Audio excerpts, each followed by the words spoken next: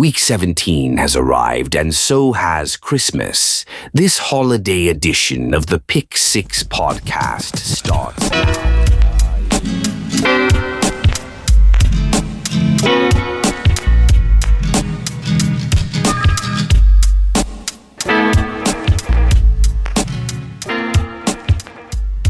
Today with so much on the line, all those turnovers.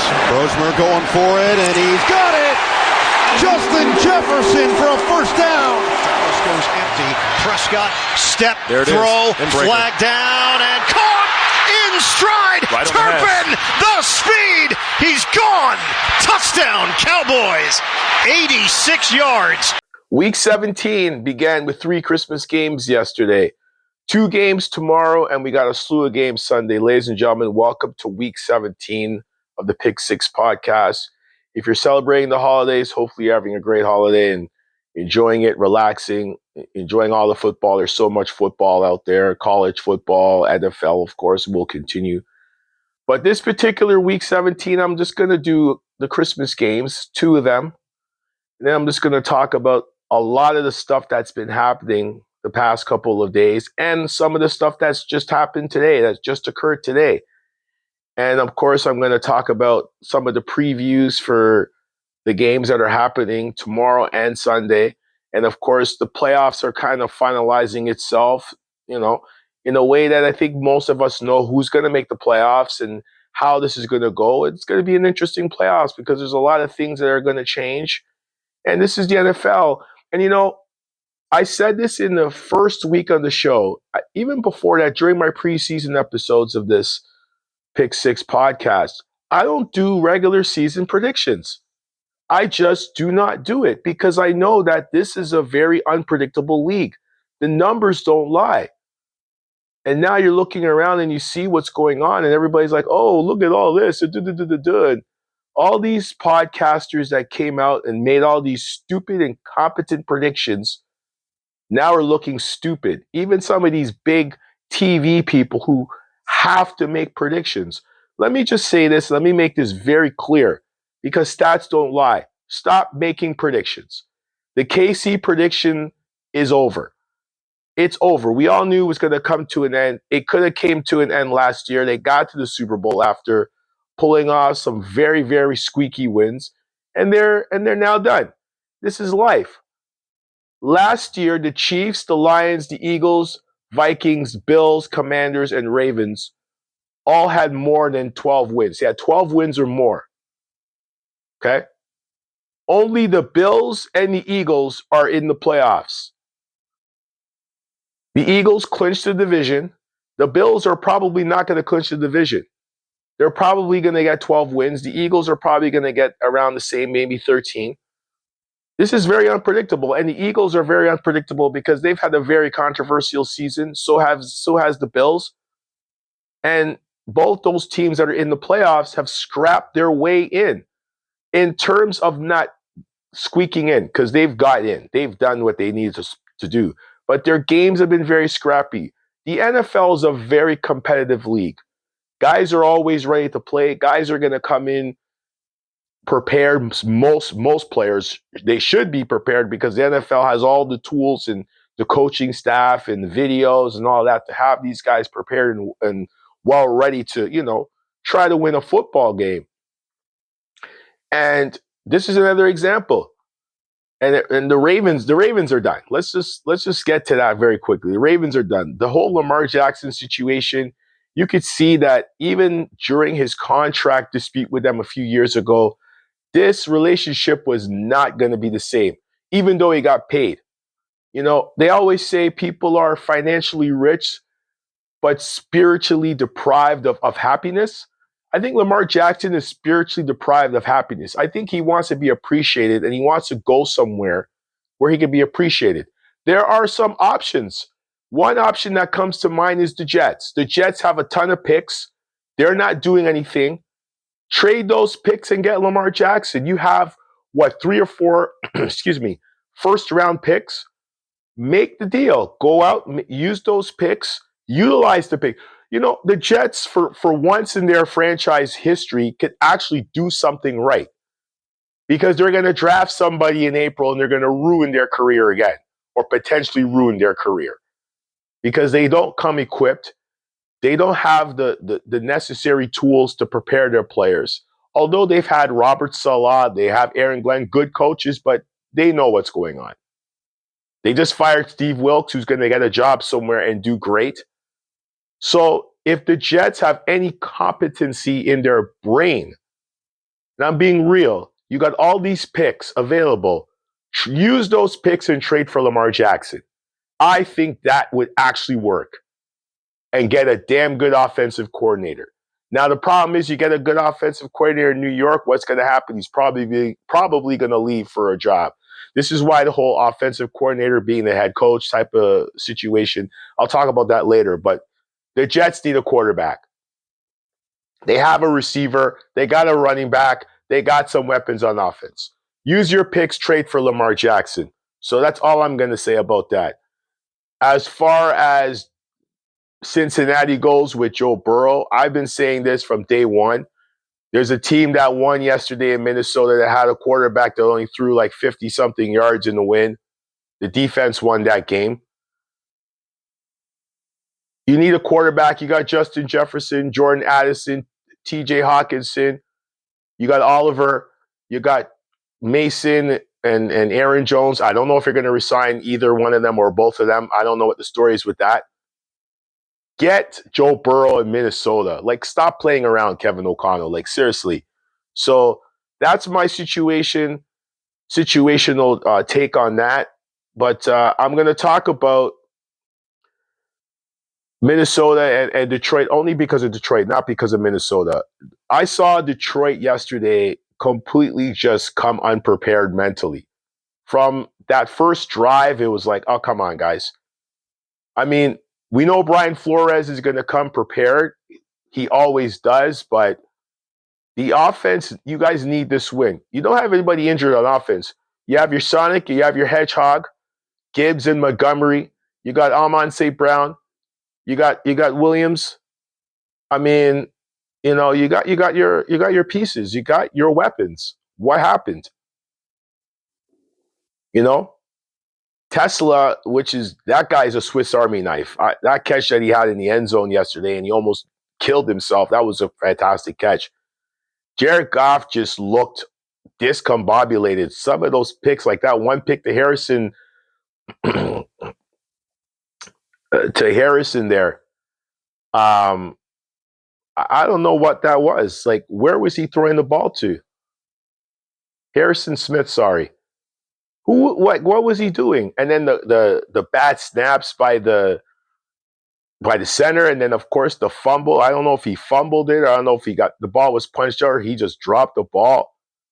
I mean, Minnesota won the game 23-10, but my takeaways, and I'm not even talking about Minnesota because I just discussed them getting a quarterback.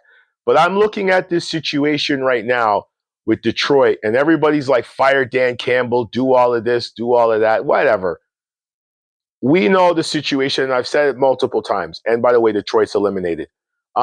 Detroit, the offensive coordinator situation, wow. I said it. They miss Ben Johnson. They miss him. They miss that guy big time. When Ben Johnson was there as the offensive coordinator, they were 36-15. Since he's been gone, they're 11-21-1. And then, of course, the defense hasn't been the same either without Aaron Glenn. Although Aiden Hutchinson is a beast. That guy, if you guys watched him yesterday, some of his moves and his techniques, oh, man. That guy is going to be a star, man. He is a star, and he should get paid. This guy has Hall of Fame skills. He knows what he's doing on that end. And you know what? Is it time for a rebuild? No, it's maybe you need to get another offensive coordinator. And if Dan Campbell reportedly is calling the plays, bad move. Get an offensive coordinator and get another defensive coordinator. They still have pieces on that team. So when people come out and say, oh, they need a total rebuild, some people, not all, you guys are idiots. I don't know what you're watching. This is the NFL. It's very unpredictable. This is why I stated again, I've stated this before. And I don't care what anybody says. I don't care who's mad. I don't care who takes it personal, whether it's a big network, a podcaster, or whoever listens, or whoever is going to get this message. Stop making preseason predictions in the NFL. It usually is no good. The KC thing was okay for a few years with their multiple AFC championship appearances and Super Bowls. Fine. Those are the dynasties that happen every so often.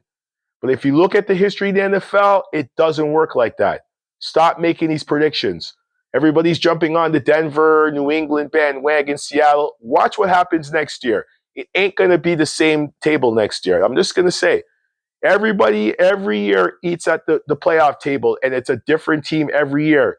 So they got to stop this whole prediction thing. I just think it's pathetic and preposterous that people come out here every year, waste your time. For those of you that watch these shows, these prediction shows or these preview shows, you're wasting your time. Just watch the games, and you will see what is going to occur. And as time progresses, excuse me, as time progresses, you will see and know who's going to get up to the top, who's not, who's going to become this, who's going to become that. It's very obvious. So we got to stop this, man. But Detroit, I don't think they need a total rebuild. They need to find another offensive coordinator, and they got to find a couple of linebackers. They need a few linebackers in their pocket. So 23-10, sorry, the Vikings win. And everybody obviously knows what the Vikings need. They need to deal with that in the offseason and stop playing around. Get a quarterback. Denver and KC, I'm going to make this quick. I mean, Denver's going to win the AFC West if they haven't already. First time in like how long that another team besides KC won. The game was a little competitive. Spags did whatever he could. He just like Flores is trying to do right now. You know, Spags is doing everything in his wizardry to make things happen, and he did it in that game. You know, and you know that interception was fantastic, and you know that Bo Nix drew. You know, Spags dialed that up with the press, with a little bit of blitz packages that he has in store, and everybody's now on the Denver bandwagon. I'll tell you right now, there's a team in Orchard Park that's going to finish either 5, 6, or 7. They're going to get that team, and I guarantee you, they're going to see the door when the season turns into the playoff to the playoff round.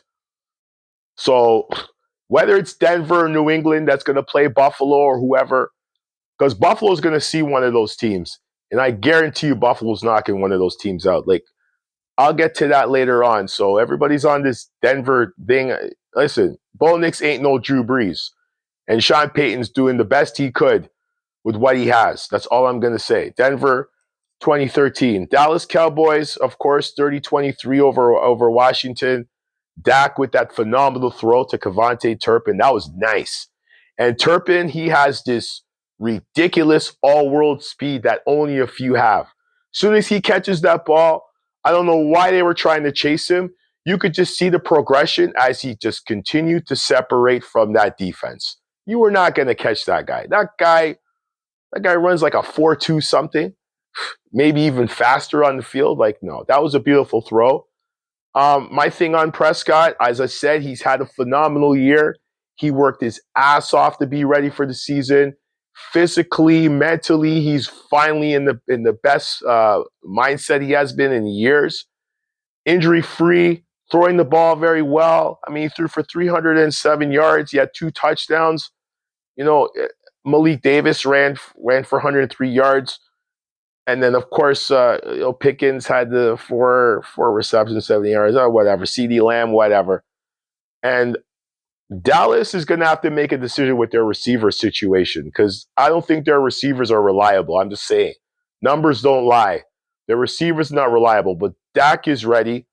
And there was even something today I heard. Dak is talking about he wants to play the last game of the year, and then there are some analysts, some supposed sports experts say, why should you? You don't need to prove nothing. It has nothing to do with proving anything. Some guys need that game for a lot of mental reasons.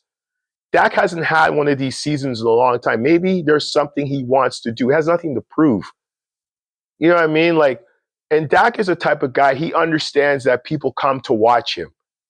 You know what I mean? Like some people, this is the only NFL game they're going to go for the year is week 18.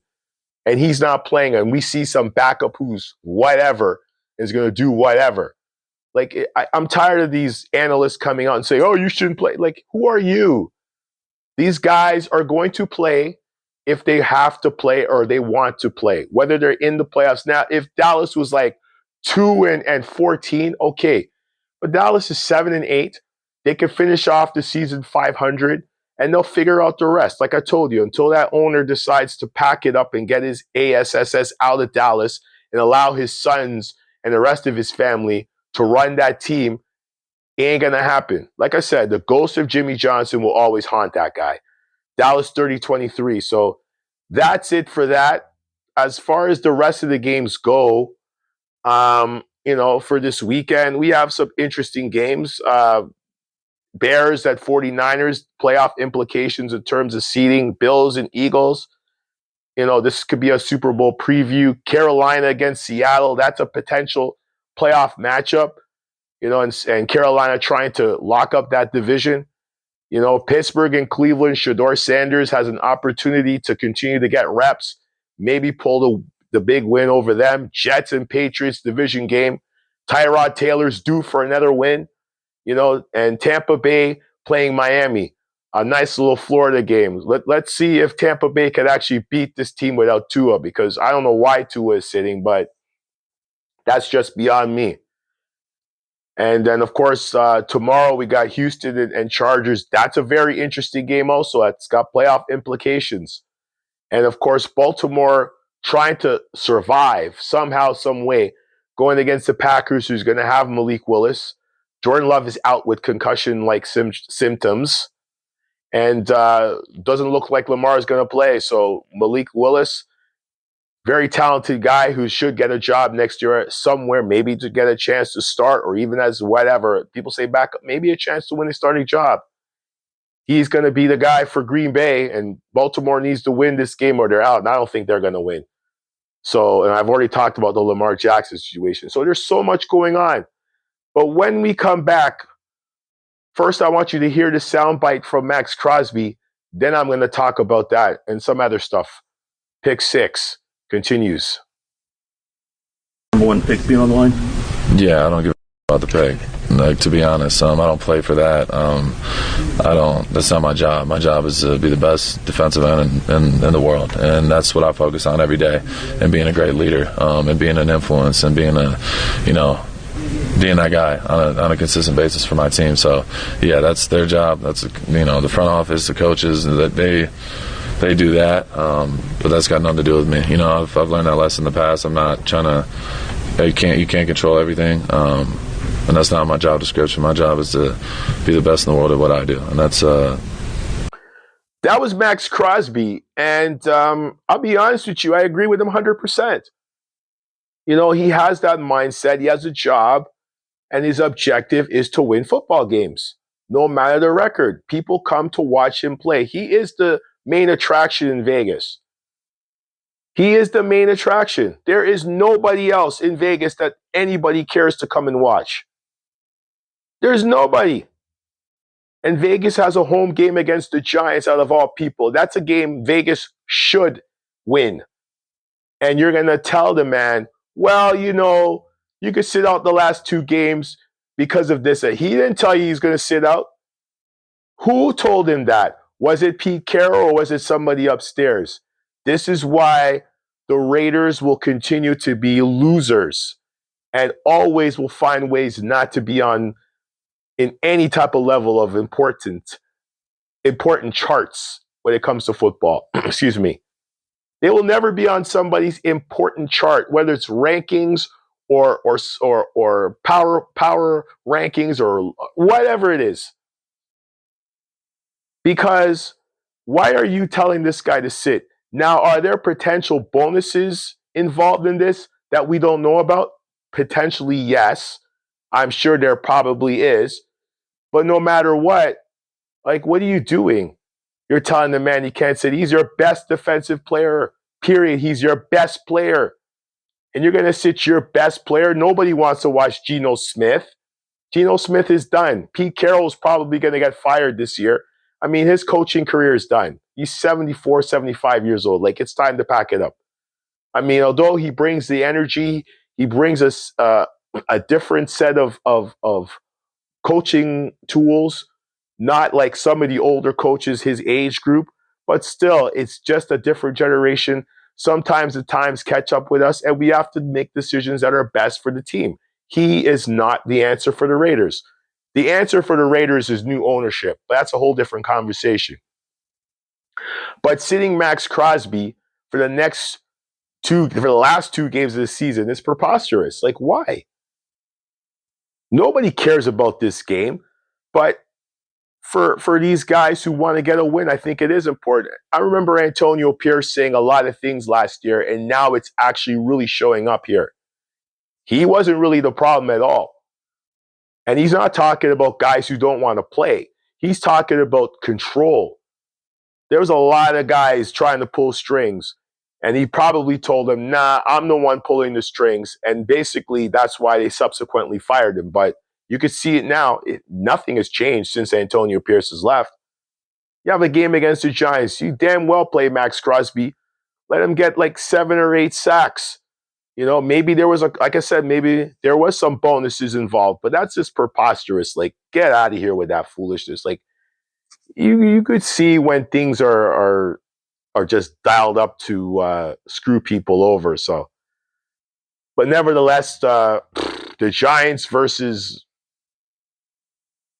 Las Vegas. Like, why is it on TV? Like, what? You shouldn't even put that on TV. That should be a blackout game. Now that the best player for both teams is not going to be able to play, like, whatever. It's ridiculous. So there was a situation with DK Metcalf that occurred last week during the game with Detroit. Of course, I talked about it on the podcast with Detroit winning the game. Sorry, not Detroit. Yeah, sorry, no. Pittsburgh winning the game. So DK had an altercation with a fan. I don't know the story.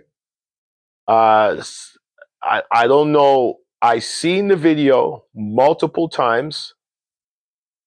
I saw DK's reaction. I saw the punch. And I'm just gonna say some super fan named Ryan Kennedy, whatever he said. I'm gonna say this. I'm not defending anybody. I'm not defending DK, but I understand where DK is coming from. Maybe something was said. It could be derogatory. It could be racist. Although Mr. Ryan Kennedy has stated he didn't say anything racist. I won't put anything past anybody when it comes to white people. I'm just being honest. I don't want to say it in a disrespectful way, but I in the past have heard things from white people who I never expected to hear from, and they said it. So I don't know who is at fault for this. Now people say he's got zero control, but I'll tell you this: in DK case, he should have never walked over to him. And this is where, sometimes you got to use your better judgment for that 2 point something second of a moment and realize what it could cost you. You know what I mean? Like, we've all been in situations where we have that moment where we just want to walk over and punch somebody in the face or tell somebody something verbally. But then we realize, you know what? It's not worth it. There's a better way of doing it. And that's just God's will of just saying, you know what? Be an adult. Use your self-discipline. And if it's a karma situation, their karma will come. DK allowed himself to get caught up in this moment and allow himself to interact with somebody who's absolutely zero importance to the game. He's a supposed season ticket holder or whatever. He's probably cheering now with his family and his friends saying, look what I did. I probably just got some money in my pocket. Meanwhile, they might be hurling whatever they want to hurl type of slurs in their house. You know what I mean? So DK's got to be the bigger man in this situation. because I know how these things could happen. And these things do happen a lot in sports, not just in sports, but in public too. I've been in public and I've heard people say things to me. Oh, I have. I just look at them. As long as they don't approach me, I ain't going to say nothing or touch them. You know what I mean? So you got to be disciplined. And I'm not going to say, oh, DK should have did this and D. But what I should have said, what I am going to say is DK has got to use that 2 seconds of judgment that could change his life forever. When I say that, he could build on that because people are going to do things to get your attention. It's you see it on social media all the time. You got people go on social media, make a disgusting comment about something positive just so that they can get attention because they got nothing going on in their life. You got people who say that they're motivational speakers, fitness coaches, this, that, and the third. They will give you all this advice or make all these comments, and you look at their page, you're like, they're not looking to spread a good message. They're just looking to get attention. So you have to look at this whole circle of people who want attention. There's a plethora of clowns out there. A clown is not just somebody that performs at a circus. There are billions and billions and billions of clowns out there in this world. Tons who are looking for attention and are looking to ruin your life or get your attention to get a reaction out of you to destroy you. So, in DK's case, I feel bad for him. Unfortunately, he should have made a better decision. He should have had a better judgment. But I'll tell you this, hopefully this is the last time this happens and he could get himself in a position to continue to play football at a high level and he's going to make his money somehow, some way. You know, some of the garbage I read on social media and I've read online, it's like, you guys are dumb. You guys don't know how, it is. And to all you white people out there, there's some of you out there who've made some very nasty comments towards him. Relax yourselves and enjoy the rest of your holidays. Just don't say nothing. Seriously. You know what I mean? Like, it's just like, it's hard because you look at the situation and you're just like, damn, DK, why? I would have pulled him aside quick. If I seen him walk even close to that guy, I would have walked right in front of him. Because I've been in that situation where I've had to put myself between a teammate or a friend and say, yo, not that the situation escalates, but sometimes you could smell it and you know it's coming. So, sometimes it's good instinct, and I have that instinct. I'm not trying to brag, but I'm just saying I know it. You don't want the things to escalate into those type of levels. So DK is gone for 2 games. He loses $45 million in bonuses, $25 million, which he would have gotten. I don't know how this is going to play out. Pittsburgh has got 2 more games to win that division, plus a game against Cleveland. So, yeah, that's just that. That's just that. But also, now let me get to the playoff scenario before I close out the show. And it's interesting because right now, as things are in the fold here, Denver 1, Patriots 2, Jags 3, Chargers 5, Bills 6. So the Bills would play the Jaguars if the playoffs started tomorrow. Can you imagine that? Wow. I could see the Bills winning that game. And the Texans are sitting at 7. I think the Texans are going to get that playoff spot. I don't think the Colts are coming back. I think the Colts completely have collapsed. I think the Ravens have completely collapsed. So I think the Steelers and Texans are going to be good. The Texans will could potentially be the 7th seed, but they have to be careful because the Bills have to be careful. If they finish in a tie, the Texans will get that spot based on that regular season win that they had a couple of weeks ago. So, yeah, that's pretty much it. I think the AFC is set, and Denver is going to be the 1 seed. There's nothing fearful about going to Denver. I'm sorry. In the NFC, Seattle right now is 1. The Bears are 2. The Eagles are 3. 49ers are 5. The Rams are 6th. And the Packers are 7. And the Panthers right now are in 4th spot. They win 2 more. If they win this weekend and the Buccaneers lose, to Miami. The Panthers will lock that 4th spot, and they could potentially play the 49ers in the first round. 49ers will be a dangerous 5th or 6th seed.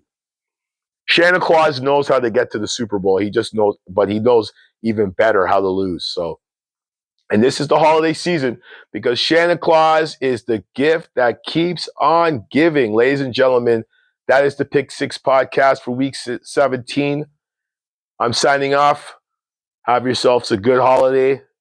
Enjoy the rest of your weekend or whatever you are, whatever time zone. I'm out. Signing out. Peace.